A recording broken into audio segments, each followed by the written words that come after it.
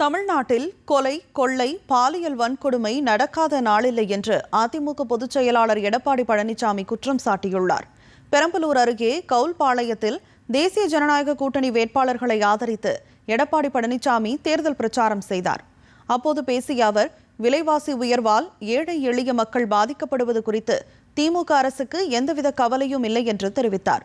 தமிழ்நாட்டில் போதை ஆசாமிகளால் குற்ற சம்பவங்கள் அதிகரித்து காணப்படுவதாகவும், அதிமுக ஆட்சிக்கு வந்தவுடன் கஞ்சா விற்பனை முற்றிலுமாக ஒழிக்கப்படும் என்றும் வாக்குறுதி அளித்தார். புதிதாக ஆட்டோ வாங்கும் ஆட்டோ ஓட்டுநர்களுக்கு 75,000 ரூபாய் மானியம் வழங்கப்படும் என்றும், அம்மா இல்லம் திட்டத்தின் கீழ் வீடற்ற ஏழைகள் அனைவருக்கும் கான்கிரீட் வீடு கட்டித்தரப்படும் என்றும் எடப்பாடி பழனிசாமி கூறினார்.